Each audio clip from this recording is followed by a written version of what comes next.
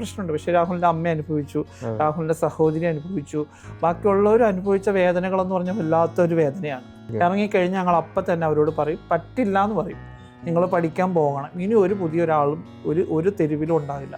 പക്ഷേ ഇത് sex work ചെയ്ത് ജീവിക്കുന്ന ഒരു കാലഘട്ടം ഉണ്ടായിരുന്നു. ഞാൻ അതിനെ പറ്റിയാണ് പറഞ്ഞത്. ഇതിപ്പോൾ എല്ലാവരും പറയുന്നത് ഞങ്ങൾ കേരളത്തിലുള്ളവർ മാത്രം ഞങ്ങളിങ്ങനെ കേരളത്തിലുള്ളവരിങ്ങനെ സെക്സ് വർക്ക് ചെയ്യുന്നില്ല, അല്ലെങ്കിൽ ഞങ്ങൾ ബെഗ് ചെയ്തവരുണ്ടായിരുന്നു കേരളത്തിൽ. ട്രെയിനിൽ കേരളത്തിലുള്ള മനുഷ്യർ, കേരളത്തിലുള്ള കമ്മ്യൂണിറ്റി ബെഗ് ചെയ്തിട്ട് ആ പൈസയും കൊണ്ടുവന്ന് മെട്രോയിൽ ജോലി ചെയ്ത ആൾക്കാരെ എനിക്കറിയാം. 3 വീട്ടിൽ അടുക്കള പണി ചെയ്തിട്ടുണ്ട്. അവരെ കോളാമ്പി തുപ്പാന്നെടുത്ത് അവർ കൈ കൊണ്ട് കഴുകാൻ പറയും. നമ്മൾ കൊണ്ട് കഴുകുമ്പം പറയും, കൈ ഇട്ട് കഴുകാൻ പറയും. കൈ ഇട്ട് കഴുകിയിട്ടുണ്ട്. കാരണം എനിക്ക് രാവിലെ തൊട്ട് വൈകിട്ട് വരെയെങ്കിലും ഒരു സ്ത്രീയുടെ ഡ്രസ്സ് ഇട്ട് നിൽക്കണം, നിർത്തുക എന്ന് പറഞ്ഞു കഴിഞ്ഞാൽ അവരുടെ കാര്യങ്ങൾ അവൾ സ്വന്തമായിട്ട് നടത്തണം. പിന്നെ അത് കഴിഞ്ഞാൽ പ്രായമായി കഴിയുമ്പോൾ എൻ്റെ മകളാണ് എന്നെ നോക്കേണ്ടത്. ഞാൻ വയസ്സായി കഴിഞ്ഞാൽ എൻ്റെ മകളാണ് നോക്കേണ്ടത്. മകളായി കഴിയുമ്പോൾ മകളുടെ മകൾ നോക്കണം. അടുത്ത തലമുറ വരുമ്പോൾ അവരതാണ് സെക്സ് വർക്കിനും ബെഗിനും ഒക്കെ പോകുന്നത്. കൂടുതലും ബെഗിങ്ങിനെയാണ് പോകുന്നത്. പിന്നെ തെറ്റെന്നുള്ള നിയമത്തിന് എതിരായിട്ടുള്ള ഒരു കാര്യങ്ങൾക്കും ചെയ്തു കഴിഞ്ഞാൽ അത് തെറ്റാണ്. നിയമത്തിന് എതിരല്ലാത്ത എന്ത് ചെയ്താലും ഒരു തെറ്റൊന്നും അല്ല. പക്ഷെ ഇപ്പം ഞാനൊരു കുടുംബമായിട്ട് ജീവിക്കുന്നു, എൻ്റെ ഒരു കുട്ടിയുണ്ട്, അവരുടെ കുടുംബത്തോട് കാണിക്കേണ്ട ഒരു മര്യാദയുണ്ട് കാരണം ഞാൻ ചെയ്യുന്ന തെറ്റിൽ ചിലപ്പോൾ രാഹുലിൻ്റെ വിഷയത്തിൽ രാഹുലിന് പ്രശ്നമുണ്ട്. പക്ഷേ രാഹുലിൻ്റെ അമ്മ അനുഭവിച്ചു, രാഹുലിൻ്റെ സഹോദരി അനുഭവിച്ചു, ബാക്കിയുള്ളവർ അനുഭവിച്ച വേദനകളെന്ന് പറഞ്ഞാൽ വല്ലാത്തൊരു വേദനയാണ്. പക്ഷെ ഇങ്ങനെ സംഭവിക്കുന്നതല്ല. അവരിപ്പോഴും നീറിയിരിക്കുന്ന ഒരു ജീവിതമാണ്. ഒരു കുടുംബത്തിലെ ആയാലും ഒരു കുട്ടിയുടെ ഫോട്ടോ എടുത്ത് രാഹുൽ ഇടുമ്പോൾ തന്നെ അവർ ഇടുന്ന ഓരോ കമൻറ്റുകൾ കാണണം. കാരണം നമ്മുടെ കുടുംബം കൂടെ ശ്രദ്ധിക്കണം. നമ്മൾ സെൽഫിഷ് ആവാൻ കഴിയുമ്പോൾ നമ്മൾ സെൽഫിഷാണ്, പക്ഷെ നമ്മുടെ കുടുംബത്തിന് പ്രശ്നങ്ങളുണ്ടാവും. അത് തന്നെ രാഹുലിന് സംഭവിച്ചത്, അത് കഴിഞ്ഞാണ് സജിനിക്ക് സംഭവിച്ചത്. ഞാൻ എൻ്റെ വ്യൂവിൽ ഈ 2 പേർക്ക് ഇഷ്ടമാണെങ്കിൽ അതൊരു തെറ്റല്ല. Okay, fine. അപ്പോൾ പറഞ്ഞതൊക്കെ ഞാൻ സമ്മതിക്കുന്നു. അല്ലെ, അതൊക്കെ ജനങ്ങൾ എടുക്കേണ്ട കാര്യങ്ങൾ. ഒരു കാര്യം പറയുമ്പോൾ അതിന് 2-3 വശങ്ങളായി തുടങ്ങിയപ്പോ ഒരു നാണയത്തിന് 2 വശമാണെങ്കിൽ ഇപ്പൊ ഒരു അഭിപ്രായം അമ്മയെ തല്ലിയ അതിപ്പോ പല രീതിയിലായി തുടങ്ങിയിട്ടുണ്ട്. പല വ്യൂസ് ഉള്ള ആൾക്കാർ പിന്നെ ഞങ്ങളുടെ കൂട്ടത്തിൽ ഞങ്ങളുടെ കമ്മ്യൂണിറ്റിയിൽ തന്നെ പറയുന്നു സെക്സ് വർക്ക് അത് തെറ്റാണ്, അല്ലെങ്കിൽ ബെഗ് ചെയ്യുന്നത് തെറ്റാണ്, അതൊക്കെ കേരളത്തിന് വെളിയിലാണ്. കേരളത്തിന് വെളിയില, ഇത് ഞങ്ങളുടെ ഒരു കൾച്ചറിന്റെ ഭാഗമാണ്. ഒരു ഹിജഡ എന്ന് പറഞ്ഞാൽ കൾച്ചറിന്റെ ഭാഗം എന്ന് പറഞ്ഞല്ലോ. പണ്ട് നിങ്ങളെ സമൂഹം മാറ്റി നിർത്തിയിരുന്നു ഇല്ലെന്ന് ഞാൻ പറയുന്നത്. കേരളത്തിനുള്ളിലാണ്, കേരളത്തിന് വെളിയിൽ മാറ്റി നിർത്തിയിട്ടില്ല. പണ്ട് കേരളത്തിലെ വെളിയിലും നിങ്ങൾക്ക് ഹിജറകൾ എന്ന് പറഞ്ഞാല് 2ാം തരത്തിൽ കാണാം, അല്ലെങ്കിൽ ആ രീതികൾ ഉണ്ടായിരുന്നു. അത് അന്നും അല്ല ഇന്നും കാണുന്നവരുണ്ട്. അന്ന് പണ്ട് അങ്ങനെയല്ല എന്ന് പറഞ്ഞുകൊണ്ട് ഞാൻ ക്ലാരിറ്റി തോന്നുന്നത്. ഇപ്പോൾ മാറി എന്ന് പറഞ്ഞാൽ വല്ലാത്ത രീതിയിലൊരു മാറ്റം വന്നു. ട്രാൻസ്ജെൻഡേഴ്സിനെ ചേർത്ത് പിടിക്കാൻ ആൾക്കാർ തുടങ്ങി. എന്നിട്ടും സെക്സ് വർക്ക് പോകണം, അല്ലെങ്കിൽ ഭിക്ഷ യാചിക്കാൻ പോകണം എന്നൊക്കെ പറയുന്നത് ഞങ്ങളുടെ കൾച്ചർ എന്ന് പറയുന്നത് എനിക്ക് ശരിയായിട്ട് തോന്നുന്നു. ബിക്കോസ് ഇപ്പൊ പഠിക്കാനുള്ള ഓപ്ഷൻ ഉണ്ട്. പണ്ട് നിങ്ങൾ പഠിക്കാനോ അല്ലെങ്കിൽ നിങ്ങൾക്ക് ഒരു പൈസ കിട്ടണമെങ്കിൽ ഇത് ചെയ്തേ പറ്റുള്ളൂ. പക്ഷെ ഇന്ന് അങ്ങനെയല്ലല്ലോ. ഇന്ന് ഈസി മണി എന്നൊരു ടൈമിലേക്കാണ് നിങ്ങൾ ഇതിനെ കൊണ്ടെത്തിച്ചിട്ടുള്ളത്. അല്ല, ഞാൻ പറയട്ടെ, ഞാൻ പറഞ്ഞ കംപ്ലീറ്റ് ഇല്ല. കാരണം വെച്ച് കഴിഞ്ഞാൽ ഞങ്ങളുടെ ഇപ്പോൾ ചെറിയൊരു കുട്ടികളെ പോലും ഞങ്ങൾ തെരുവിൽ ഇറക്കാറില്ല. ഇറങ്ങിക്കഴിഞ്ഞാൽ ഞങ്ങൾ അപ്പം തന്നെ അവരോട് പറയും, പറ്റില്ല എന്ന് പറയും, നിങ്ങൾ പഠിക്കാൻ പോകണം, ഇനി ഒരു പുതിയൊരാളും ഒരു തെരുവിലും ഉണ്ടാവില്ല. എറണാകുളം മാത്രമല്ല, കേരളത്തിന് ഏത് ജില്ലയിലായാലും ഒരു 18 കഴിഞ്ഞ് 19-20 വയസ്സാകുമ്പോഴത്തേക്ക് റോഡിലേക്ക് വന്ന ഒരു കുട്ടികളും കാണാറില്ല. കാരണം ഞങ്ങളൊന്നും അറിയാതെ വന്നിരിക്കുന്നതായിരിക്കും പലപ്പോഴെങ്കിലും. അല്ലാതെ എല്ലാ കുട്ടികളെല്ലാവരും പഠിക്കാൻ പോകുന്നതാണ്. പക്ഷേ സിയ നമ്മുടെ ചാനലിൽ മുമ്പ് ഇന്റർവ്യൂ തന്നിട്ടുണ്ടായിരുന്നു, കണ്ടിട്ടുണ്ടെന്ന് ഞാൻ വിശ്വസിക്കുന്നു. അതിൽ പറഞ്ഞൊരു കാര്യമുണ്ട്, ഒരു മമ്മിയുടെ കീഴില് ഒരു കുട്ടിയോ 2 കുട്ടിയല്ല, അല്ലെങ്കിൽ 21ഉം 50ഉം പല വലിയ രീതിയിലൊരു നെറ്റ്വർക്ക് രീതിയിലാണ് അവർ സംസാരിച്ചത്. അതായത് ഇവര് വലുതായി കഴിഞ്ഞാല് ഇവർക്ക് ഓരോ സ്പോട്ട് കൊടുത്തിട്ട് ഇവര് സെക്സ് വർക്കിന് വിടാണ്. അതിൽ നിന്ന് കിട്ടുന്ന കമ്മീഷൻ കൊണ്ടാണ് പിന്നെ ഈ മമ്മി ജീവിക്കുന്നത് എന്ന് സിയ പറഞ്ഞു. അപ്പൊ താങ്കൾ പറയുന്നു 20 വയസ്സ് കഴിഞ്ഞാൽ ഞാൻ അങ്ങനെ ജീവിക്കുന്നവരുണ്ട്. എന്ന് വെച്ചാൽ അത് ചെറിയ കുട്ടികളൊന്നും അല്ല, നമുക്ക് കേരളത്തിൽ നടക്കുന്നുണ്ട്. കേരളത്തിൽ നടക്കുന്നില്ലെന്നും അല്ല, അത് ശരിയായിട്ടുള്ള കാര്യമില്ല, അത് തെറ്റാണ്. പക്ഷെ ഇത് സെക്സ് വർക്ക് ചെയ്ത് ജീവിക്കുന്ന ഒരു കാലഘട്ടം ഉണ്ടായിരുന്നു. ഞാൻ അതിനെ പറ്റിയാണ് പറഞ്ഞത്. ഇതിപ്പോൾ എല്ലാവരും പറയുന്നത് ഞങ്ങൾ കേരളത്തിലുള്ളവർ മാത്രം ഞങ്ങളിങ്ങനെ കേരളത്തിലുള്ളവരിങ്ങനെ സെക്സ് വർക്ക് ചെയ്യുന്നില്ല, അല്ലെങ്കിൽ ഞങ്ങൾ ബെഗ് ചെയ്യുന്നില്ല. ബെഗ് ചെയ്തവരുണ്ടായിരുന്നു കേരളത്തിൽ. ട്രെയിനിൽ കേരളത്തിലുള്ള മനുഷ്യർ, കേരളത്തിലുള്ള കമ്മ്യൂണിറ്റി ബെഗ് ചെയ്തിട്ട് ആ പൈസയും കൊണ്ടുവന്ന് മെട്രോയിൽ ജോലി ചെയ്ത ആൾക്കാരെ എനിക്കറിയാം. കാരണം അവർക്ക് വാടക കൊടുക്കണമായിരുന്നു. പണം ഒരു ഇമ്പോർട്ടൻ്റ് തന്നെയാണ്. പണത്തിൻ്റെ ബുദ്ധിമുട്ട് ഇപ്പോഴും ഞാൻ 2017 തൊട്ട് മെട്രോയിൽ കയറിയിരുന്ന ഇന്നും എൻ്റെ കയ്യിൽ 1 രൂപ സേവിങ് ഇല്ല. ഞാൻ അന്ന് ഞാൻ തെരുവിൽ പോയി നിന്നിരുന്നെങ്കിൽ ഇന്ന് എനിക്കൊരു വീടായി, എനിക്ക് എൻ്റെ കാര്യം ഞാൻ സെറ്റിലായേനെ. നമ്മുടെ ഒരു മനുഷ്യൻ്റെ അവസ്ഥയാണ്. ഒരു നേരത്തെ ആഹാരത്തിന് വേണ്ടിയിട്ട് ഒരു റോഡിൽ പോയി നിൽക്കുന്ന ഒരാൾ ഈസി മണിക്ക് വേണ്ടി നിൽക്കില്ല. കാരണം വെച്ച് കഴിഞ്ഞാൽ വരുന്ന മനുഷ്യരൊക്കെ നമ്മളെ വെറുതെ അങ്ങനെ സ്നേഹിച്ച് തട്ടി തലോടി പോകുന്ന മനുഷ്യരല്ല. 1000 രൂപ വരുവാണെങ്കിൽ 1500 രൂപയുടെ പണിയെടുത്തിട്ടേ അവർ പോവുള്ളൂ. അവർ സ്വന്തം ഭാര്യയും കുട്ടിയൊക്കെ ഉണ്ടായിട്ട് അതിൽ നിന്ന് വേറെ മാനറിസങ്ങൾ അവർ ആഗ്രഹിക്കുന്ന രീതിയിൽ സഹകരിച്ചു കൊടുത്താൽ മാത്രമേ ഇവർ നാളെ ഇവരുടെ അടുത്ത് വരുത്തുള്ളൂ. കോമ്പറ്റീഷൻ വരെ നടക്കുന്ന കാലങ്ങളാണ്. പണ്ടത്തെ പോലെ സ്ത്രീകൾ അത്രയും പകൽ മൊത്തം ഏറ്റവും കൂടുതൽ സ്ത്രീകൾ ഇപ്പം ഞാൻ സൗത്തിൽ വർക്ക് ചെയ്തുകൊണ്ടിരിക്കും. ഇപ്പം ഞാൻ ഇപ്പോൾ ആ സ്റ്റേഷനിലല്ല, ആ വർക്ക് ചെയ്തുകൊണ്ടിരിക്കുന്ന സമയത്ത് ബംഗാളികൾ 50, 60, 70 വരെയാണ് രാവിലെ വന്ന് ഇറങ്ങുന്നത്. ഏറ്റവും കൂടുതൽ ജോലി സെക്സ് വർക്ക് ചെയ്യുന്ന സ്ത്രീകളാണ്. അത് കഴിഞ്ഞ് പുരുഷന്മാരാണ്. അത് കഴിഞ്ഞാണ് കമ്മ്യൂണിറ്റി ഉള്ളത്. കമ്മ്യൂണിറ്റിയുടെ അവസ്ഥയെന്ന് പറഞ്ഞാൽ അവർക്ക് ജീവിക്കാൻ ഒരു നിലനിൽപ്പ് അത്യാവശ്യമാണ്. ആഹാരം വേണം, വസ്ത്രം വേണം, ഹോസ്പിറ്റലിൽ പോകണം, ഇതിൻ്റെയൊക്കെ ആവശ്യത്തിന് പണം വേണം, ട്രീറ്റ്മെൻറ്റ് വേണം, നമ്മൾ ആഗ്രഹിച്ച സർജറികൾ നടക്കണം. അതിന് വേണ്ടിയിട്ടാണ്. പിന്നെ സെക്സ് വർക്ക് കാലഘട്ടം ഇപ്പം കേരളത്തിന് വെളിയിൽ ഞാൻ ഇപ്പം നിൽക്കുകയാണ്. എൻ്റെ വീട്ടിലേക്ക് കേരളത്തിൽ നിന്ന് വെളിയിൽ നിന്ന് ഒരു കുട്ടി വരികയാണ്. വന്നു കഴിഞ്ഞാൽ അവർക്ക് ഞാൻ കേരളത്തിന് വെളിയിൽ പോയി ഞാൻ തമിഴ്നാട്ടിലൊക്കെ പോകുന്ന സമയത്ത് ഞാൻ 2-3 വീട്ടിലൊക്കെ പോയിട്ട് അന്ന് ഞാൻ നല്ല ജോലിയുള്ള കാലത്ത് പോലും എനിക്ക് ഒരു ദിവസം രാവിലെ തൊട്ട് വൈകിട്ട് പെണ്ണായിട്ട് നിൽക്കാൻ വേണ്ടി 3 വീട്ടിലെ പണി ചെയ്തിട്ടുണ്ട്. 3 വീട്ടിലെ അടുക്കള പണി ചെയ്തിട്ടുണ്ട്. അവരെ കോളാമ്പി തുപ്പാന്നെടുത്ത് അവർ കൈ കൊണ്ട് കഴുകാൻ പറയും. നമ്മൾ കൊണ്ട് കഴുകുമ്പം പറയും കൈ ഇട്ട് കഴുകാൻ പറയും. കൈ ഇട്ട് കഴുകിയിട്ടുണ്ട്. കാരണം എനിക്ക് രാവിലെ തൊട്ട് വൈകിട്ട് വരെയെങ്കിലും ഒരു സ്ത്രീയുടെ ഡ്രസ്സ് ഇട്ട് നിൽക്കണം. അതൊരു കൾച്ചറാണ്. അത് ഭയങ്കര സ്ട്രിക്റ്റാണ്.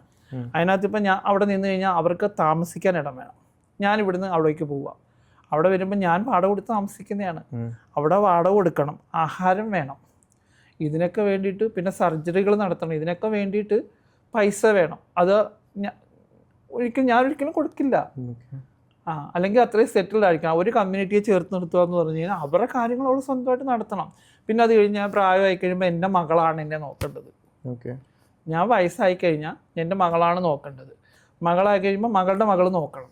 അടുത്ത തലമുറ വരുമ്പോൾ അവരതാണ് സെക്സ് വർക്കിനും ബെഗിനും ഒക്കെ പോകുന്നത്. കൂടുതലും ബെഗിങ്ങിനെയാണ് പോകുന്നത്. പിന്നെ ട്രെയിനിൽ ഉപദ്രവിക്കുന്നത് എന്താണെന്ന് പറഞ്ഞു കഴിഞ്ഞാൽ ഇവർക്കൊരു ടാർജറ്റ് ഉണ്ട്.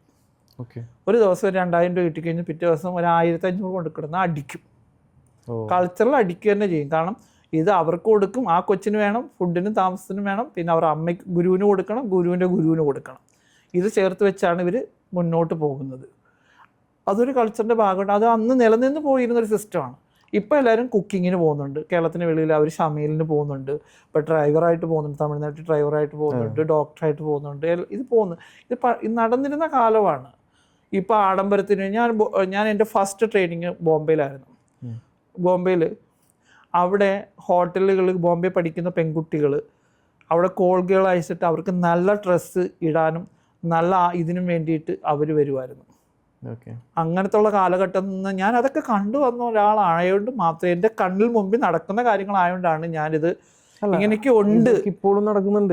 അല്ല പറഞ്ഞു, അന്നത്തെ കാലഘട്ടം തൊട്ട് വരെയുണ്ട്. എല്ലാ വീട്ടിലും നല്ല ഹൈ ഫാമിലിയായിട്ട് ജീവിക്കുന്ന പെൺകുട്ടികളാണ് അവർ വരുന്നത്. അപ്പം അവരും പറയും അവർക്ക് ഇവിടെ വരുമ്പോൾ ഇവരുടെ ഫോട്ടോ കൊടുക്കണം, ഇംഗ്ലീഷുകാരനാണെങ്കിലും അങ്ങനെ. ഞാൻ അന്ന് ട്രെയിനിയായിട്ട് നിൽക്കുക. ഞാൻ അതിശയിച്ചു പോയി. ഞാൻ ഇങ്ങനെ നമ്മൾ ട്രെയിനിങ്ങിന് പോകുന്നത് ഇതെന്താണെന്ന് നമുക്കറിയത്തില്ല. ചെറിയ പെൺകുട്ടികൾ വരുന്നു, എടുക്കുന്നു അവരുടെ പോക്കറ്റ് മണിക്ക് വേണ്ടി. ഈ കാലകാലമായിട്ട് ഇതൊക്കെ നടന്നു പോയിക്കൊണ്ടിരിക്കുന്ന കാര്യങ്ങളാണ്. നമ്മളതൊക്കെ കണ്ടുവരുമ്പോഴാണ് നമ്മളതിന് ഇങ്ങനെയൊക്കെ നടക്കുന്നുണ്ടെന്ന് പറയും. ഇങ്ങനെ നടക്കണമെന്ന് ഒരിക്കലും ഞാൻ പറയില്ല. പക്ഷെ എങ്ങനെ ഒരു കുട്ടീനെ ഇപ്പോൾ വളർത്തും എന്നുള്ള രീതിയിലാണ് ഇപ്പോൾ ആൾക്കാർ ചിന്തിച്ചുകൊണ്ടിരിക്കുന്നത്. ലൈക്ക് ഈ ഒരു പണ്ട് നടന്നിരുന്നു എന്ന് പറയുന്നത് പുറലോകത്തേക്ക് വന്നിരുന്നില്ല. എല്ലാം ഒരു ഷെയ്ഡിനടിയിൽ അല്ലെങ്കിൽ അതിന് ഇൻട്രസ്റ്റ് ഉള്ള ആൾക്കാർ പോകുന്നു, അല്ലെങ്കിൽ ചതിയിൽപ്പെടുന്ന ആൾക്കാർ മാത്രമേ ഉള്ളൂ. ഇന്ന് എല്ലാം തുറന്ന് നിൽക്കുന്ന ഒരു സാഹചര്യമാണ്. ഒരു തുറന്ന പുസ്തകം പോലെയാണ് ഇന്ന് നമ്മുടെ ലോകം നിൽക്കുന്നത്. അവിടെയും ഇപ്പോഴും ഇതൊക്കെ നടക്കാന്ന് പറഞ്ഞാൽ അത് ശരിയുള്ള കാര്യമല്ല. നമ്മൾ അവർക്ക് നല്ലത് എന്താണെന്നും ഗുഡ് ഏതാണെന്നും ബാഡ് ടച്ച് ഏതാണെന്നും എല്ലാം പറഞ്ഞു കൊടുക്കാം. നമ്മുടെ കുടുംബത്തിൽ പോലും സേഫ് അല്ലാത്ത ആൾക്കാരുണ്ട്. എനിക്ക് എൻ്റെ കുടുംബത്തിൽ എനിക്ക് അനുഭവം ഉണ്ടായിട്ടുണ്ട്. ചെറിയ ആൺകുട്ടികളായിട്ടും പെൺകുട്ടികളായി കഴിഞ്ഞാൽ അവർക്ക് വീട്ടിൽ പോലും സേഫ്റ്റി ഇല്ലാത്ത പല കാര്യങ്ങളും ഉണ്ട്. ജീവിതത്തിൽ എന്താ ഷെയർ ചെയ്യാൻ അതൊക്കെ ഷെയർ ചെയ്ത കാര്യങ്ങളാണ്. അത് നമ്മുടെ വീട്ടിലുള്ളവർ തന്നെയാണ്. അത് ചെറിയ കുട്ടിയായിട്ടിരിക്കുന്ന സമയത്ത് നമുക്കറിയാം. അത് എന്നോടും ഉണ്ടായിട്ടുണ്ട്, എൻ്റെ എൻ്റെ അമ്മയുടെ അനിയത്തിയുടെ കുട്ടിയോടുണ്ടായിട്ടുണ്ട്. അവിടെയുള്ള മുതിർന്നവരത് നമ്മളെ ആ രീതിയിലേക്കുണ്ട്. അപ്പം ഞങ്ങൾ ഗ്രൂപ്പ് ആയതുകൊണ്ട് ഞങ്ങൾക്കത് പ്രൊട്ടക്ട് ചെയ്യാൻ പറ്റും. ഞങ്ങൾ അങ്ങോട്ടും ഇങ്ങോട്ടും പറയുന്നതുകൊണ്ടും ഒക്കെ. ഞാൻ ഒറ്റയ്ക്ക് ഒരാ കുട്ടിയാണെങ്കിൽ അതെനിക്ക് പ്രശ്നം ഉണ്ടാവും, അല്ല ആ പെൺകുട്ടിക്ക് ഉണ്ടാവും. അപ്പം വെക്കേഷന് വീട്ടിൽ വന്ന കുട്ടിയാണ്, വെക്കേഷൻ വന്ന കുട്ടിയാണ്. അപ്പം ഞങ്ങളിതൊക്കെ പറഞ്ഞ് പഠിപ്പിച്ച് തരികയാണ് ബാക്കിയുള്ളവർ. ചെറിയ പെൺകുട്ടിയാണ്, ആ പെൺകുട്ടിക്ക് ഒന്നും അറിയാത്തൊരു കുട്ടിയാണ്. ആ കുട്ടിയെ വന്നിട്ട് ഇവർ ഉപദ്രവിക്കാൻ ശ്രമിക്കുന്നുണ്ട്. ഞങ്ങൾ വീടിനുള്ളിൽ തന്നെ സാറ്റ് കളിക്കുന്ന സമയത്താണ് ഇവർ ഈ പെൺകുട്ടി ഇരിക്കുന്ന സമയത്ത് പെൺകുട്ടിയെ അവർ ഉപദ്രവിക്കാൻ ശ്രമിക്കുന്നത്, ഒരു അലമാരയുടെ ഗ്യാപ്പിൽ. അപ്പോൾ വീടുകളിൽ സേഫ്റ്റി അല്ല. നമ്മുടെ കുടുംബത്തിൽ നമ്മളൊരു പെൺകുട്ടി ഉണ്ടെങ്കിൽ ആ പെൺകുട്ടി എത്രയും പ്രൊട്ടക്റ്റ് ചെയ്ത് നമ്മുടെ വീട്ടിൽ തന്നെ നിർത്തുക. അല്ലാതെ ബന്ധുക്കളുടെ വീട്ടിൽ പോലും വിടാൻ പറ്റാത്ത സാഹചര്യം ഇന്നുമല്ല പണ്ടായാലും നമ്മൾ നല്ലപോലെ ശ്രദ്ധിക്കുക. അവർക്ക് ഗുഡ് ഏതാണ്, ബാഡ് ടച്ച് എന്താണ്. പിന്നെ അച്ഛനും അമ്മമാരോട് തുറന്ന് സംസാരിക്കാനുള്ള ഒരു സ്പേസ് ഉണ്ടാക്കി കൊടുക്കണം. അല്ല ഞാൻ അച്ഛനാണ് എന്ന് പറഞ്ഞ് പേടിപ്പിച്ച് നിർത്തുക, അമ്മയുടെ ജോലിക്ക് പോവുക, കുട്ടികൾക്കൊന്നും പറയാൻ പറ്റില്ല. ഒരു ഇത് വന്നു കഴിഞ്ഞാൽ ഉടനെ വീട്ടിൽ പറയാനുള്ളൊരു സാഹചര്യം ഉണ്ടാവണം. കാരണം അവർ പറഞ്ഞു കൊടുക്കണം, ഇങ്ങനെയാണ് ഗുഡ് ടച്ച്, ഇങ്ങനെ ബാഡ് ടച്ച് ഇതാണ്, ഇങ്ങനെയൊക്കെ പറഞ്ഞു കൊടുക്കുന്നുണ്ട്. സ്കൂളിൽ തന്നെ അങ്ങനെ അതിൻ്റെ ഇത് കൊടുക്കുന്നുണ്ട്, ഇങ്ങനെ എവിടെയാണ് ഗുഡ് ടച്ച് ബാഡ് ടച്ച് എന്ന് പറയുമ്പോൾ. അങ്ങനെ അവർ പറഞ്ഞ് നമുക്ക് പ്രൊട്ടക്റ്റ് ചെയ്യാതെ പറ്റത്തുള്ളൂ. പക്ഷെ ഇപ്പോൾ കുറേ കുറഞ്ഞിട്ടുണ്ട് പണ്ട്. കാരണം ഇപ്പം ഇങ്ങനെ ഇതുപോലെ ലൈംഗിക തൊഴിലാളികളായിട്ട് ഒരുപാട് പേര്, സ്ത്രീകളുണ്ട്, ട്രാൻസ്ജെൻഡേഴ്സ് ഉണ്ട്, അല്ലാതെ ഇഷ്ടം പോലെ ആൾക്കാർ ഇതിലേക്ക് മുന്നോട്ട് വരുന്നത് കൊണ്ട് തന്നെ വീടുകളിൽ വളരെ കുറവാണ്. ഇത് സുലഭമായതുകൊണ്ട് കുറവായിട്ടാണ് എനിക്ക് തോന്നുന്നത്. കാരണം ഒരു സംഭവം അവൈലബിൾ അല്ലാത്തപ്പോഴാണ് ഇങ്ങനെ കൂടുതൽ പ്രശ്നങ്ങൾ വരുന്നത്. കാരണം കേരളത്തിന് വെളിയിൽ ബ്രോത്തൽസ് ഉണ്ട്, കേരളത്തിലില്ല. കേരളത്തിലെ ബ്രോത്തൽസ് വന്നു കഴിഞ്ഞാൽ അത് ഉപയോഗിക്കുക എന്നുള്ളതാണ് നമ്മൾ ചിന്തിക്കേണ്ടത്. ബിക്കോസ് ബ്രോത്തൽസ് വരണം, ബ്രോത്തൽസ് വന്നു കഴിഞ്ഞാൽ ഈ മറ്റേ പകൽമാന്യന്മാരാണ് ബ്രോത്തൽസിലേക്ക് ആൾക്കാർക്ക്. പക്ഷെ അവിടെ സേഫ്റ്റിയാണ്. കാരണം അവിടെയുള്ള ആൾക്കാരെ അവർക്ക് ഹെൽത്തിലും അവരുടെ എല്ലാ കാര്യങ്ങളും ഡോക്ടർ ഉണ്ടാവും. അവരുടെ ഒരു കസ്റ്റമർ വന്നു കഴിഞ്ഞാൽ അവർക്ക് സേഫായിട്ട് വന്നു പോകാം. കാരണം പലരുമായിട്ടും ഈ ലൈംഗിക ഇതിൽ തുടങ്ങും പല അസുഖങ്ങളും വരാൻ ചാൻസ് ഉണ്ട്. ഈ ബ്രോത്തൽസിലാകുമ്പോൾ എല്ലാം ഹെൽത്തും കാര്യങ്ങളും ഒക്കെ ചെക്കപ്പും കാര്യങ്ങളും ഒക്കെ ആയിട്ട് അണ്ടർ കൺട്രോളിൽ പോകുന്നൊരു സ്പേസാണത്. അത് അങ്ങനെയുള്ളിടം വരണം. അങ്ങനെയുള്ളടത്ത് പോകുമ്പോൾ ഒരു കുടുംബം, കാരണം ഈ ആള് നേരെ ഫാമിലിയിലേക്കാണ് പോകുന്നത്. ഇവർക്ക് എന്തെങ്കിലും അസുഖം ഉണ്ടെങ്കിൽ അവരുടെ വീട്ടിലേക്കല്ലേ പോകുന്നത്. അതുകൊണ്ട് തന്നെയാണ് കേരളത്തിൽ HIV കൂടി വരുന്നത്. HIV കൂടി വരുന്നത് പറഞ്ഞാൽ കൂടുതൽ അവർ ഡ്രഗ്സും കാര്യങ്ങളും കൂടുതൽ എടുക്കുകയും പിന്നെ ചെറിയ കുട്ടികളൊക്കെ ആയാലും അവർക്ക് അതൊന്നും പല ആൾക്കാർ, ആൺകുട്ടികളുടെ ഒരു പെൺകുട്ടിയായിട്ട് പോകുന്നവരുണ്ടാവും, ലഹരി ഉപയോഗിച്ച് പോകുന്നവരുണ്ടാവും, റോഡിൽ വയലൻ്റ് ആയിട്ട് കിടക്കുന്നവരുണ്ടാവും. അങ്ങനെയൊക്കെയുള്ള ഭയങ്കരമായിട്ട് ഇതാണ്. കാരണം നമ്മൾ എറണാകുളം സിറ്റിയിലോ അങ്ങനെയുള്ള സിറ്റികളിലാണ് ഇപ്പം ചെറുപ്പക്കാരിലാണ് ഏറ്റവും കൂടുതൽ. അതെ, ചെറുപ്പക്കാരിലാണ്. താങ്കളുടെ ഒരു വീക്ഷണത്തിൽ ഈ എന്താണ് ഇനി ഇവിടെ മാറേണ്ടത് എന്ന് തോന്നിയ കാര്യങ്ങൾ പറയാം. മാറേണ്ടത് നമ്മൾ തന്നെ മാറണം. നമ്മൾ ഓരോരുത്തരും മാറിയാലേ പറ്റത്തുള്ളൂ. കാരണം ഇപ്പം ഗവൺമെന്റ് ഏറ്റെടുക്കുന്ന കുറേ കാര്യങ്ങളുണ്ട്. ഏറ്റവും കൂടുതൽ ലഹരി തന്നെ. ലഹരിയാണ് ഒരു മനുഷ്യനിലേക്ക് വന്നു കഴിയുമ്പോഴാണ് നമ്മുടെ ചിന്തകൾ മാറും, പ്രവൃത്തികൾ മാറും. പിന്നെ ഇത് കിട്ടാതിരിക്കുമ്പോഴത്തേക്ക് നമ്മൾ ആദ്യം ഇത് അവർക്ക് ഫ്രീ ആയിട്ട് കൊണ്ട് കൊടുക്കും. അത് കഴിച്ച് കഴിയുമ്പം അത് കിട്ടാതെ വരുമ്പം പിന്നെ ഇവർ സ്വയം കാശിന് വേണ്ടിയിട്ട് സ്വയം സമർപ്പിക്കുന്നു. പിന്നെ ഒന്നിൽ കൂടുതൽ ആൾക്കാരുമായിട്ട് ഇവർ പോകുന്നു. അങ്ങനെയുള്ള കാര്യങ്ങൾ ഈ ലഹരിയാണ് ഏറ്റവും കൂടുതൽ. ഈ ലഹരി എന്നുള്ള സംഭവം അതൊന്ന് കുറഞ്ഞു കഴിഞ്ഞു കഴിഞ്ഞാൽ തന്നെ അത് ഏറ്റവും ഇപ്പം എനിക്ക് തോന്നുന്നു നമ്മുടെ രമേശ് ചെന്നിത്തല സാർ. കാരണം ലഹരിക്കെതിരെ ആഭ്യന്തരമന്ത്രി ഞങ്ങൾ എപ്പോഴും അടുത്തായോണ്ട് രമേശ് ജി എന്നാ പറയാം. കാരണം പുള്ളി അതിന് മുമ്പിട്ട് തന്നെ ആഭ്യന്തരമന്ത്രി ആകുന്നതിന് മുമ്പിട്ടേ ഡ്രഗ്സിനെതിരെ എറണാകുളത്തും എല്ലായിടത്തും പുള്ളി തീർച്ചയായിട്ടും. കാരണം തീർച്ചയായിട്ടും പോകണം. കാരണം വെച്ച് കഴിഞ്ഞാൽ നമ്മൾ അത്ര ഒരു തലമുറ ഇല്ലാണ്ടാക്കുകയാണ്. പല രാജ്യങ്ങളിലും ഇത് ആ രാജ്യത്തെ മനുഷ്യർ, കാരണം പലയിടങ്ങളിലും റോഡിലും അവിടെയൊക്കെ കിടക്കുന്ന ഒരു അവസ്ഥയിലേക്ക് നമ്മുടെ കേരളവും മാറും. കാരണം ഇപ്പോഴും പെരുമ്പാവൂരും അവിടെ ഇവിടെയൊക്കെ വരുന്നവരൊക്കെ എന്ന് പറഞ്ഞാൽ ഇത് ലഹരി ഉപയോഗിച്ച് അവർ ചെയ്യാത്ത കാര്യങ്ങൾ. നമ്മുടെ കുട്ടികളും പലരും അതേപോലെ വയലന്റ് ആണ്, പലയിടങ്ങളിലും നടക്കുന്നില്ലേ. ലഹരി ഒന്ന് ഒഴിഞ്ഞു കഴിഞ്ഞാൽ തന്നെ തീരും. അതിങ്ങനെ നടന്നുകൊണ്ടിരിക്കുന്ന സമയത്താണ് അതിപ്പം ദിയ അത് തെളിയിക്കേണ്ട ഉത്തരവാദിത്തം ദിയയ്ക്കാണ്. ദിയ അത് തെളിയിക്കുമെന്ന് വിചാരിക്കുന്നുണ്ട്. കാരണം ആ വിഷയം എന്തായാലും ഇനി കുറച്ച് ഇങ്ങനെ കത്തി നിൽക്കും. ഇപ്പൊ താങ്കള് ഒരു KPCC അല്ലെങ്കിൽ ട്രാൻസ്ജെൻഡർ കോൺഗ്രസിന്റെ സ്റ്റേറ്റ് പ്രസിഡന്റ് ആയിരുന്നു, ഫൗണ്ടർ മെമ്പറാണ്. ഇപ്പൊ എന്തുകൊണ്ട് രാഷ്ട്രീയത്തിലല്ല? കാരണം ഞങ്ങളുടെ രാഷ്ട്രീയം, ഞങ്ങൾ ഈ സംഘടന രൂപീകരിച്ചിട്ട് 2018 കാലഘട്ടത്തിലാണ് ഞങ്ങൾ ഇത്. ഇപ്പോൾ അന്ന് മുൻ പ്രസിഡൻറ്റ് അരുണിമയായിരുന്നു. അത് കഴിഞ്ഞ് അരുണിമയ്ക്ക് പഠിക്കാൻ, അവൾ കോളേജിൽ LLBക്ക് പഠിക്കാൻ പോയ സമയത്ത്, ഞാൻ മെട്രോയിൽ വർക്ക് ചെയ്ത സമയത്താണ് ഇത് ഏറ്റെടുക്കുന്നത്. പിന്നെ പ്രസിഡന്റ് സ്ഥാനം ഏറ്റെടുത്തു. 3 വർഷമാണ് കാലാവധി ഞങ്ങൾ തീരുമാനിച്ചിരിക്കുന്നത്. ആ കാലാവധി കഴിഞ്ഞപ്പോൾ അടുത്ത ആളെ ഏൽപ്പിച്ചു.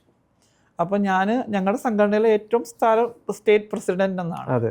പിന്നെ ഇപ്പോഴുള്ള പ്രസിഡന്റിന് എനിക്ക് പറ്റുന്ന എല്ലാ കാര്യങ്ങളും അവർക്ക് പറഞ്ഞു കൊടുക്കുകയും എല്ലാ കാര്യങ്ങളും ഗൈഡ് ചെയ്യുന്നുണ്ട്. എനിക്ക് പറ്റുന്ന എല്ലായിടും ഞാൻ പോകാറുണ്ട്. പാർട്ടിയിൽ ഞാൻ എപ്പോഴും ആക്റ്റീവാണ്. ഇപ്പോൾ പിന്നെ നമുക്ക് അമ്മയ്ക്ക് വയ്യാത്തതുകൊണ്ടാണ് ഞാൻ ഒന്ന് ഡൗൺ ആയിട്ട് ഇരുന്നത്. പക്ഷേ എല്ലാ ഇലക്ഷൻ വർക്കും ഞാൻ പോയിട്ടുണ്ട്. ഇപ്പോൾ ഞാനിപ്പോൾ ചോദിക്കാനുള്ള റീസൺ, താങ്കൾ ഒരു കോൺഗ്രസ് അനുഭാവിയാണല്ലോ. അനുഭാവിയല്ല, ഞാൻ കോൺഗ്രസ്സുകാരിയാണ്. സൈബർ പോരാളി വരെ ആയി. അപ്പോൾ അത്ര അറ്റാക്ക് വന്നിട്ടുണ്ട്. എൻ്റെ ഫാമിലി വരെ എടുത്തിട്ട് ഇപ്പോൾ അലക്കിയിട്ടുണ്ട്. നമ്മുടെ രാജൻ ജോസഫ് വരെ. എൻ്റെ അച്ഛൻ മരിച്ചത്, അച്ഛൻ്റെ മരണം, എൻ്റെ ജ്യേഷ്ഠൻ്റെ ജീവിതം, എൻ്റെ ഓരോ കാര്യങ്ങളും വരെ എടുത്ത് ചാനൽ വരെ വന്നിട്ടുണ്ട്. കാരണം ഞാൻ അറിയുന്ന കാര്യങ്ങളാണ്, അതുകൊണ്ടാണ് ഞാൻ വീണ്ടും എടുത്തിരുന്നത്. അപ്പോൾ ചോദിക്കാനുള്ള റീസൺ, ഇപ്പോൾ കോൺഗ്രസ് ആണ് ഇപ്പോൾ ഭരിച്ചുകൊണ്ടിരിക്കുന്നത്. VD സതീശൻ എന്ന് പറയുന്ന നല്ലൊരു CM നമുക്ക് കിട്ടിയിട്ടുണ്ട്. തീർച്ചയായിട്ടും. അപ്പോൾ എങ്ങനെയാണ് കോൺഗ്രസിന് ഭരണത്തെ നോക്കി കാണുന്നത്?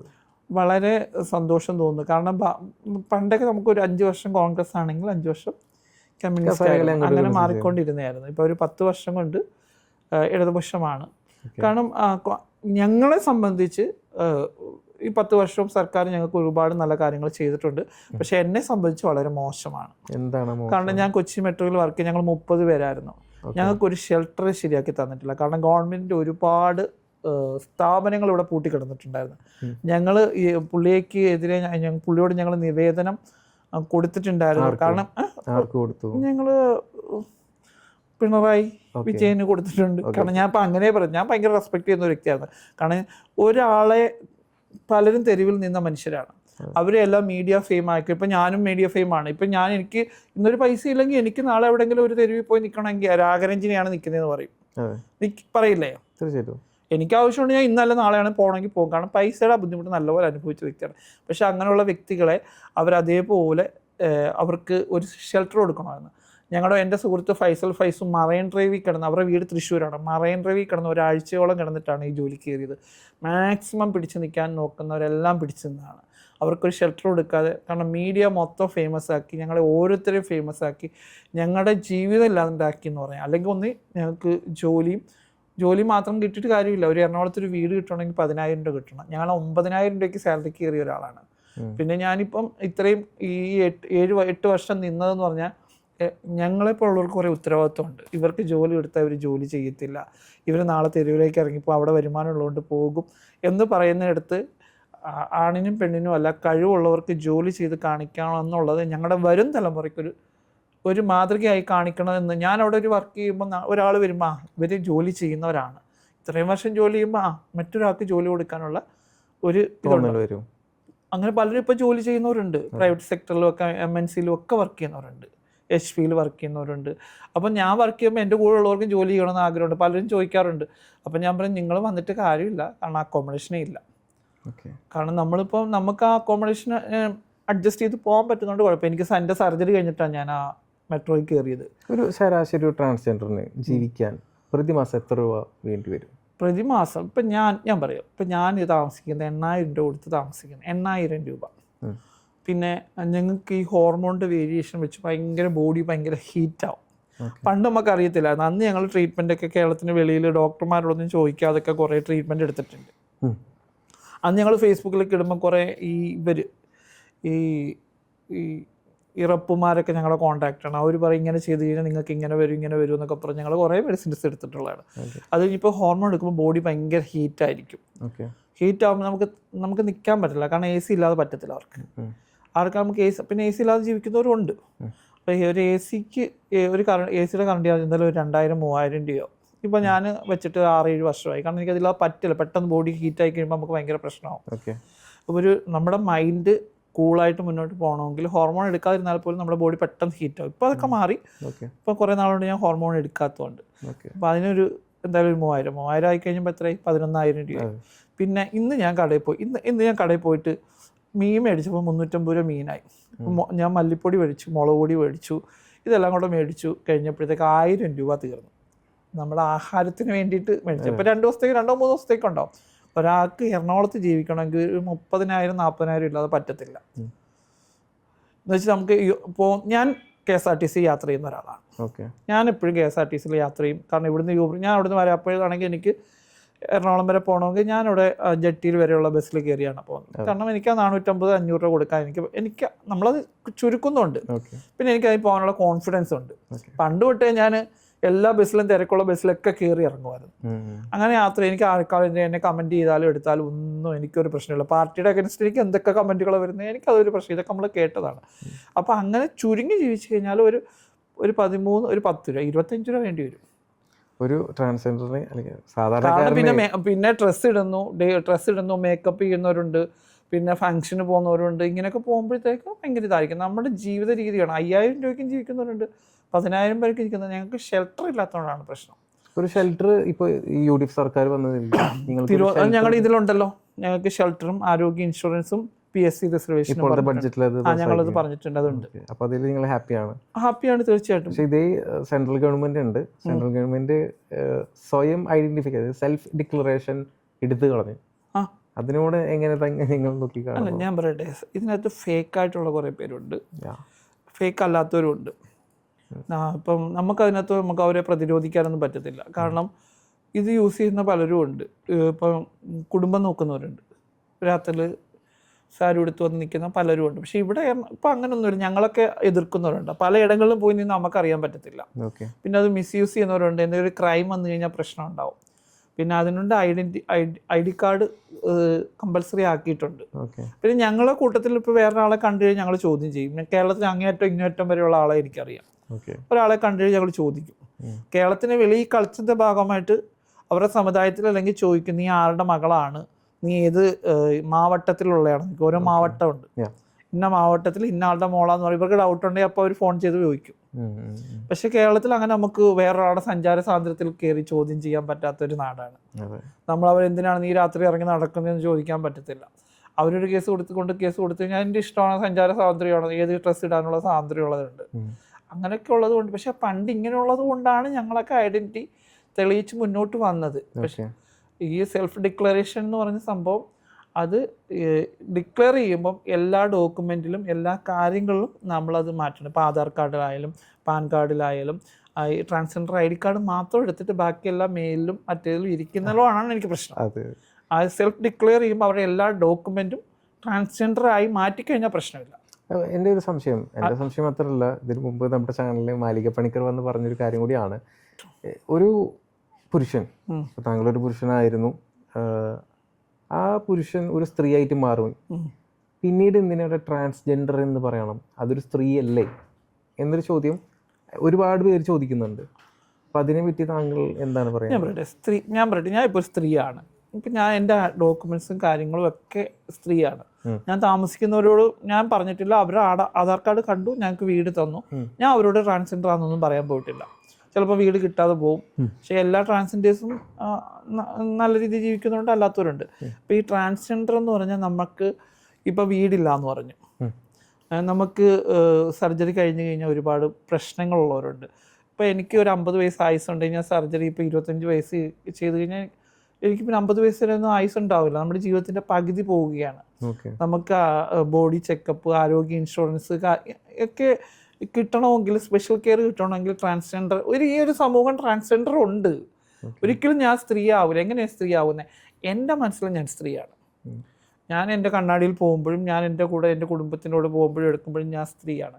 പക്ഷേ മറ്റെടുത്ത് വരുമ്പോൾ നമ്മൾക്ക് ഒരിക്കലും ഒരു ജന്മനാ സ്ത്രീ ആയതുപോലെ നമ്മൾ ഒരിക്കലും സ്ത്രീ ആവത്തില്ല. എനിക്കിങ്ങനെ ഒരു സർജറി ചെയ്തിങ്ങനെ വന്നിരിക്കാൻ പോലും അറിയാമെന്ന് പറ്റില്ല. ഈ കാലഘട്ടത്തിൻ്റെയും അതിനെ ഇതിൻ്റെയൊക്കെ ഉള്ളതുകൊണ്ടാണ് ഈ സർജറികളും കാര്യങ്ങളൊക്കെ വന്നതുകൊണ്ടാണ് ഞങ്ങളിപ്പോൾ സർജറി ചെയ്ത് സ്ത്രീയായി പല ഇതൊക്കെ ചെയ്ത് സ്ത്രീയുടെ സാദൃശ്യം ഉള്ളതുകൊണ്ട് ഞാൻ സ്ത്രീയാണ്. മറ്റുള്ളവരൊക്കെ ട്രാൻസ്ജെൻഡർ ആണെന്ന് പറയുന്നതിൽ എന്താണ് ചിലരെ കണ്ടു കഴിഞ്ഞാൽ അവരുടെ വോയിസ് ഭയങ്കര മസ്കുലർ ആയിരിക്കും, നല്ല ബോഡിയൊക്കെ ഭയങ്കര ഇതായിരിക്കാം. അവരെങ്ങനെ സ്ത്രീയായിട്ട് കാണും? ഇപ്പോൾ ഒരാൾ ഒരു ബസ്സിൽ കയറി അല്ലെങ്കിൽ എവിടെയെങ്കിലും പോകുമ്പോൾ ഒരു സ്ത്രീയാന്ന് പറയാൻ പറ്റുമോ? ലുക്ക് വൈസ് ഒരുപാട് പേരെ കാണുമ്പോൾ ട്രാൻസ്ജെൻഡർ തന്നെ മനസ്സിലാവുന്നവരുണ്ട്. അപ്പോൾ അവരെങ്ങനെ സ്ത്രീയാന്ന് പറഞ്ഞാൽ ഒരു സ്ത്രീ സമ്മതിക്കും ഒരു സ്ത്രീയാണെന്ന് പറയുമോ? ഈ ജാസിയുടെ വിഷയം എന്ന് പറഞ്ഞാൽ ജാസി വർഷങ്ങൾക്ക് മുമ്പേ എനിക്കറിയാവുന്നത്. ആ കുട്ടിയായിരുന്ന സമയത്ത് ഞങ്ങൾ ഹോട്ടൽ ഫീൽഡ് ആയതുകൊണ്ട് അവിടെ ബോൾഗാട്ടി ജോലി ചെയ്യുന്ന സമയത്തൊട്ട് ഈ ചെറിയ കുട്ടിയായിട്ടൊക്കെ വരുന്ന സമയത്ത് നമുക്കറിയാവുന്നതാണ്. അപ്പൊ എങ്ങനെ അറിയുന്നത്? ലൈക്ക് ചെറിയ കുട്ടിയാണ് ആ സമയം തൊട്ട് ജാസി ട്രാൻസ്ഫർ അന്നുകൊണ്ട് ജാസി ഞങ്ങളുടെ കമ്മ്യൂണിറ്റി ഇവന്റുകൾ നടക്കുന്നുണ്ട്. ആ നടക്കുന്ന സമയത്ത് കേരളത്തിലെ ഓരോ എറണാകുളത്ത് ഒരു ദിവസം ഉണ്ടാവും ഓരോ വർഷം, അല്ലെങ്കിൽ കൊല്ലത്തുണ്ടാവും, കോഴിക്കോടുണ്ടാവും ഒരുക്കം പരിപാടി.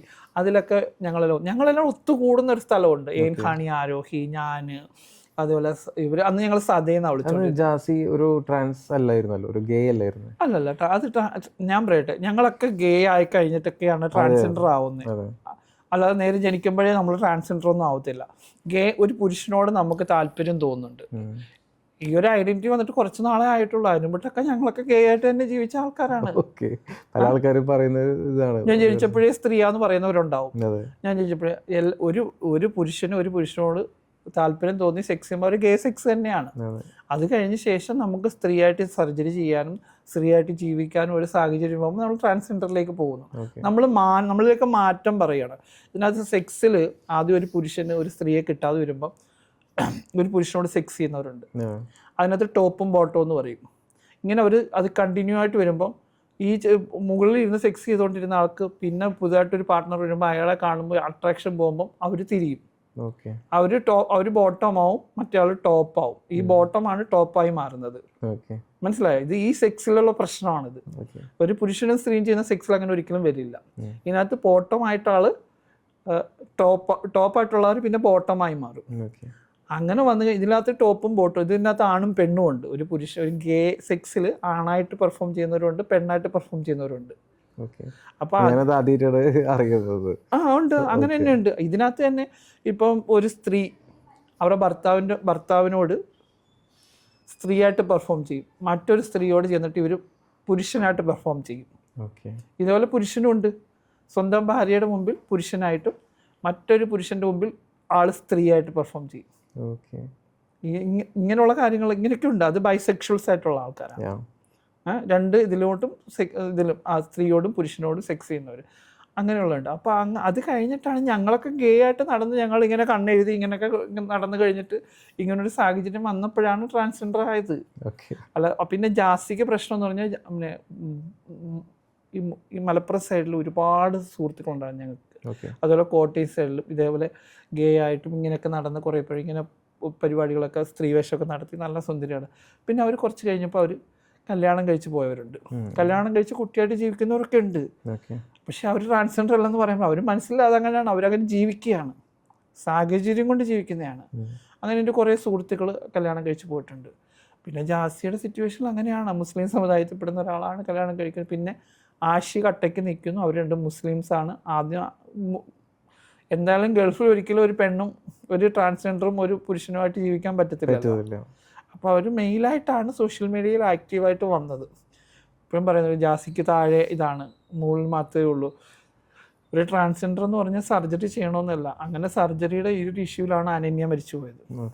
ഒരാൾ സർജറി ചെയ്യണം നിർബന്ധമൊന്നുമില്ല. നമ്മൾ മനസ്സിൽ ഒരു ട്രാൻസ്ജെൻഡറാണ്, സ്ത്രീയാണ് ചിന്തിക്കുകയാണ്, സ്ത്രീയാണ്. പക്ഷെ മറ്റുള്ളവരോട് ഇന്ന് ആർഗ്യൂ ചെയ്യാൻ പാടില്ല. സ്ത്രീയുടെ അവകാശം നമുക്കെങ്ങനെ കിട്ടും? ഒരിക്കലും കിട്ടില്ല. പിന്നെ സ്ത്രീ ആണെന്ന് പറയാം, പക്ഷേ എനിക്ക് എല്ലാവരോടും ഞാൻ സ്ത്രീയാണ്, മറ്റൊരു സർജറി ചെയ്യാത്തവരാണ്, ടോപ്പ് മാത്രമാണ്, മറ്റൊരു താഴെയാണ്, ഇങ്ങനെയൊക്കെ പറഞ്ഞ് നമുക്ക് നമ്മുടെ കമ്മ്യൂണിറ്റിയിൽ തന്നെ നമുക്ക് കളിയാക്കാം. ഞങ്ങളും പറയാറൊക്കെ ഉണ്ട്, അങ്ങോട്ടും ഇങ്ങോട്ടും അടി കൂടുമ്പോൾ അങ്ങനെ പറയും, നമുക്ക് പ്രിവെൻറ്റ് ചെയ്യാൻ വേണ്ടി പറയാറുണ്ട്. എന്നാലും നമ്മളിതൊക്കെ കഴിഞ്ഞ് വന്നതാണ് നമ്മൾ ചിന്തിക്കണം. ഞാനിപ്പോൾ ഒരു സ്ത്രീയാണ്, അപ്പോൾ അവർ ഗേ ആണ്, അവർ ട്രാൻസ്ജെൻഡറാണ്, ഒരിക്കലും നമ്മൾ അതിൽ കൂടെയൊക്കെ തന്നെയാണ് വന്നത്. ഞാനിപ്പോൾ എൻ്റെ ഹസ്ബൻഡിൻ്റെ കൂടെ ജീവിക്കുന്ന സ്ത്രീയായിട്ട് തന്നെയാണ് ഞാൻ ഒരു 2017 തൊട്ട് പുള്ളിയോടെ ജീവിക്കുന്നുണ്ട്. ഞാൻ സ്ത്രീയായിട്ട് എൻ്റെ ഒരു ഏരിയയിൽ ഞാൻ സ്ത്രീയായിട്ട് ജീവിക്കുന്നു, പെർഫോം ചെയ്യാണ്. നമ്മൾ പെർഫോം ചെയ്യാണ്, അല്ല ജന്മന സ്ത്രീയല്ല. എനിക്ക് ഹാപ്പിയാണ്, ഇത്രയും നമുക്ക് ചെയ്തു. ഇനി നമുക്ക് ഒരുപാട് സർജറികൾ ചെയ്യാം, ഒരുപാട് വോയിസ് ചേഞ്ച് ചെയ്യാൻ പറ്റും, അങ്ങനെ ഒരുപാട് സർജറികൾ ചെയ്യാൻ പറ്റും. ഒന്നും പറഞ്ഞ് സ്ത്രീ ആവില്ല. Transgender, trans woman. പിന്നെ എനിക്ക് സ്ത്രീയോ പുരുഷനുമായിട്ട് ജീവിക്കാനുള്ളൊരു ഓപ്ഷനുണ്ട്. ട്രാൻസ്മെന് പുരുഷനായിട്ട് ജീവിക്കാൻ ഒരു ഓപ്ഷൻ ഗവൺമെൻറ് തന്നിട്ടുണ്ട്. അതുകൊണ്ടാണ് മെൻ എന്ന രീതിയിൽ അടയാളപ്പെടുത്തുന്നത്. എനിക്ക് ഗവൺമെൻറ് തന്നതുകൊണ്ടാണ് ഞാൻ സ്ത്രീ എന്നുള്ള ചോയ്സ് തിരഞ്ഞെടുത്തത്. അല്ല, അവർ ഗവൺമെൻറ് പറ്റത്തില്ല എന്ന് പറഞ്ഞാൽ ട്രാൻസ്ജെൻഡർ എന്ന് ഒരൊറ്റ കാറ്റഗറി ഉള്ളെങ്കിലോ ട്രാൻസ്ജെൻഡർ ആണ്. അതെ. അപ്പൊ സ്ത്രീ എങ്ങനെയാവും? പറ്റില്ല. ഇല്ല, അത്രേ ഉള്ളൂ. വളരെ എവിഡൻ്റ് ആയിട്ട് വളരെ ക്ലിയർ കട്ടായിട്ട് അതിനൊരു എക്സ്പ്ലനേഷൻ തന്നു. ഇനിയിപ്പോൾ താങ്കൾ ഇൻ്റർവ്യൂ, ഞാൻ ലേറ്റസ്റ്റ് ഒരു ഇൻ്റർവ്യൂ കണ്ടു, തിളച്ച എണ്ണ ഒഴിക്കുന്നു, ലിംഗം കട്ട് ചെയ്തത് അവിടെ തിളച്ച എണ്ണ ഒഴിക്കുന്നു, കാര്യങ്ങളൊക്കെ പറഞ്ഞു. അത് കേൾക്കുമ്പോൾ നമുക്ക് ഭയങ്കര ഒരു എന്താ പറയുക, ഒരു ക്രൂരതയല്ലേ സ്വയം ആ ഒരു കമ്മ്യൂണിറ്റി ചെയ്തുകൊണ്ടിരിക്കുന്നത്? ഞാൻ പറയട്ടെ, ഞാൻ ഇപ്പം സ്ത്രീയായിട്ട് ഇങ്ങനെ ജീവിക്കുന്ന സമയത്ത് നമ്മൾ ആദ്യം കണ്ണാടിയുടെ മുമ്പിൽ പോവുക. നമ്മൾ സ്ത്രീയായിട്ട് ജീവിക്കുന്നു, കണ്ണാടിക്ക് പോകുമ്പോൾ ഞാൻ സ്ത്രീയുടെ ഡ്രസ്സ് ഇടുകയാണ്. എല്ലാവർക്കും അങ്ങനെയല്ല, ഓരോരുത്തരുടെ ചിന്തയാണ്. അതാണ് സർജറി ചെയ്യാത്തവരും സർജറി ചെയ്തവരും ജീവിക്കുന്ന ഇതുണ്ട്. വർഷങ്ങളായിട്ട് അവർ സർജറി ചെയ്യാതെ സ്ത്രീയായിട്ട് ജീവിക്കുന്നവരുണ്ട്. പക്ഷെ ചിലർക്കത് പറ്റത്തില്ല.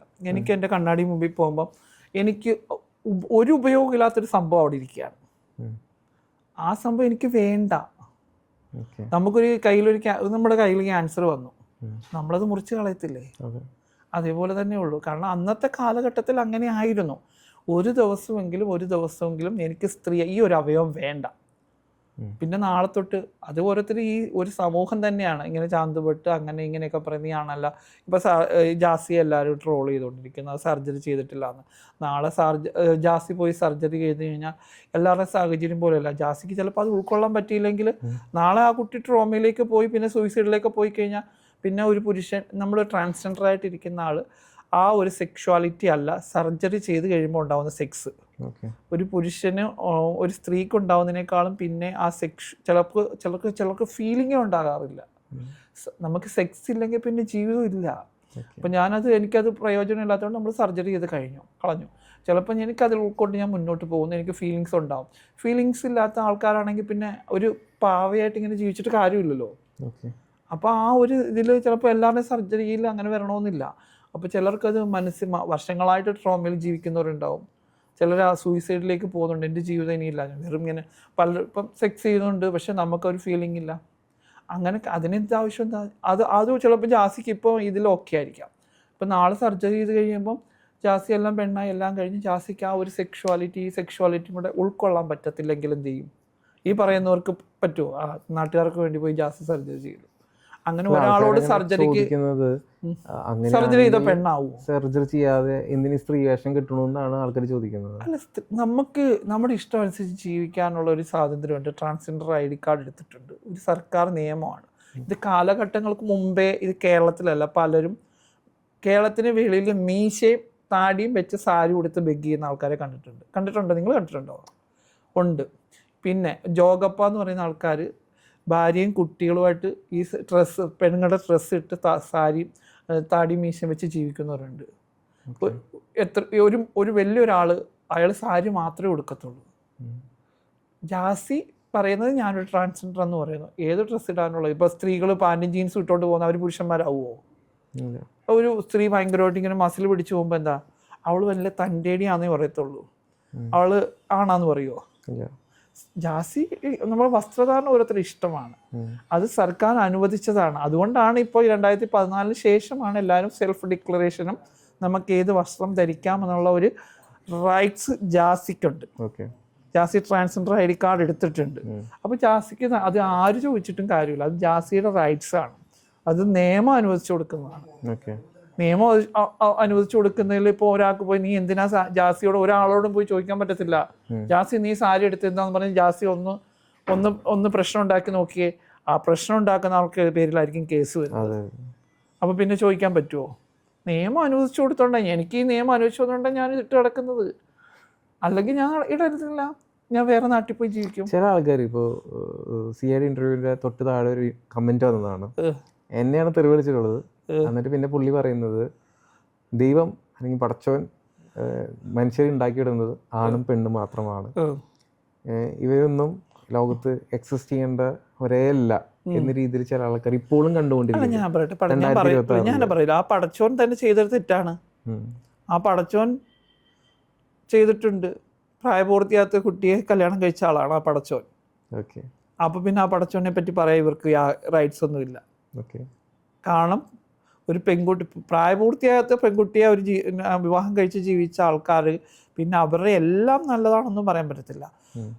അത് ഓരോ സമുദായത്തിലാണ്. പക്ഷേ പിന്നെ ഞാൻ ആദ്യമായിട്ട് മീഡിയയോട് പറയുകയാണ്, കേരളത്തിൽ ഇന്ത്യയിലും ഒരാൾക്കും, ഒരു മുസ്ലിം സമുദായത്തിലുള്ളവരും ക്രിസ്ത്യൻ സമുദായത്തിലുള്ളവർക്കൊന്നും ഞങ്ങളെ കുറ്റം പറയാൻ പറ്റത്തില്ല. ഇത് ഭാരത സംസ്കാരമാണ്. ഇവിടെ ട്രാൻസ്ജെൻഡർ മനുഷ്യർ നിലനിന്നിരുന്നു, ഞങ്ങളുടെ സംസ്കാരത്തിൻ്റെ ഭാഗം തന്നെയാണ്. പുരാതന കാലഘട്ടത്തിൽ തന്നെ ഞങ്ങളുണ്ടായിരുന്നു. ഞങ്ങളുടെ ഈ കൾച്ചറിൻ്റെ ഭാഗമായിട്ട് ഞങ്ങൾ ഞങ്ങളുടെ നാട്ടിലാണ് ജീവിക്കുന്നത്. ഞങ്ങളുടെ ഇങ്ങനെയൊക്കെ പറയുമ്പം നമ്മളത് പറയാതിരിക്കാൻ പറ്റത്തില്ല. ഇവർക്ക് അങ്ങനെ പറ്റത്തില്ലെങ്കിൽ ഇവർ ഈ കൾച്ചർ ഇല്ലാത്ത നാട്ടിൽ പോയി ജീവിക്കട്ടെ. ഞാൻ ഓടിപ്പോകാനൊന്നും പറയുന്നില്ല.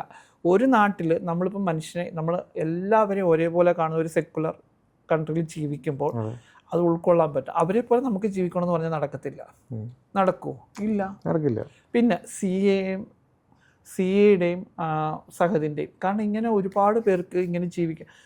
എനിക്കിപ്പോൾ വേറൊരാളോട് സെക്സ് ചെയ്യാൻ, ഇപ്പോൾ ട്രാൻസ്മെന്നും ട്രാൻസ്വുമണുമായിട്ട് ജീവിക്കുന്നവരുണ്ട്. അതിൽ ചിലപ്പോൾ അവർക്ക് കുട്ടികൾ വേണമെന്ന് പറഞ്ഞാൽ അവർ ഓക്കെ ആണെങ്കിൽ പിന്നെ ബാക്കിയുള്ളവർക്ക് എന്താ പ്രശ്നം? അത് പേരൻ്റാണ് അവർ. സർക്കാർ പേരൻ്റ് എന്ന് പറഞ്ഞ് അവർക്ക് സർട്ടിഫിക്കറ്റ് കൊടുക്കും.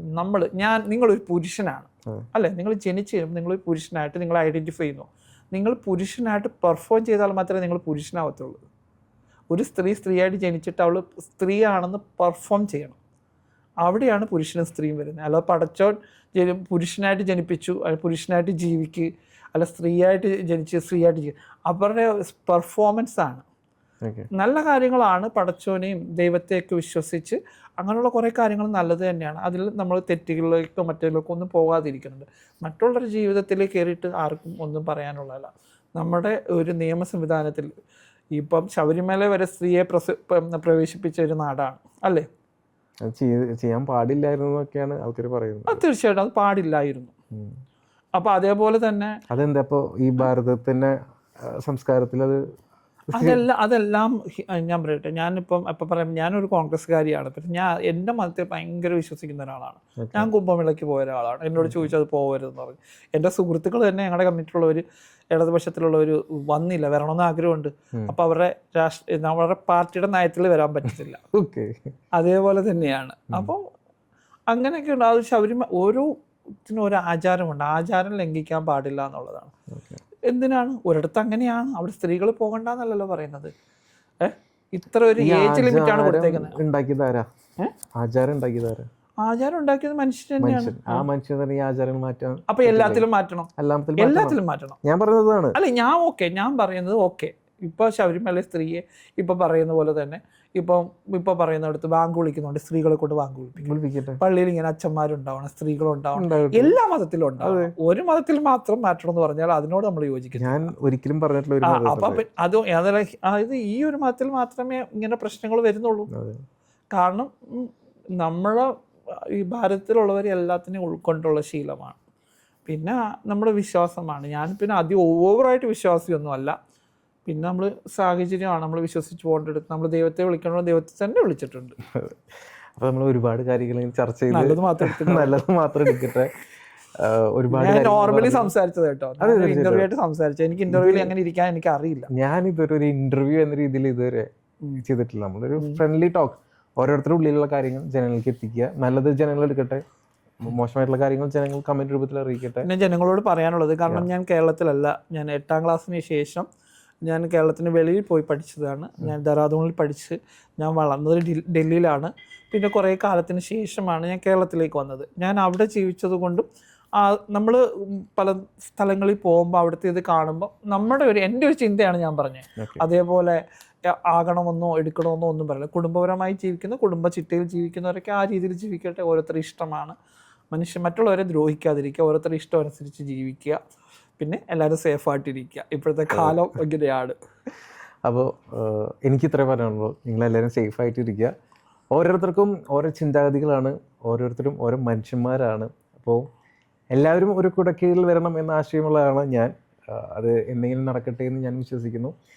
അതുപോലെ ഒരു വിശ്വാസത്തെ തകർക്കണ്ട, എല്ലാ വിശ്വാസവും ഒന്നാവട്ടെ എന്ന് ഞാനും പറയുന്നു. അപ്പോൾ ഇത്രയും നേരം ഒരുപാട് കാര്യങ്ങൾ ചർച്ച ചെയ്തതിലും അറിവ് പകർന്നു തന്നതിലും ഒരുപാട് നന്ദി. അപ്പോൾ പറഞ്ഞ കാര്യങ്ങളൊക്കെ നടക്കട്ടെ. നമുക്ക് വീണ്ടും കണ്ടുമുട്ടാം. This R Jigaran signing off from my media.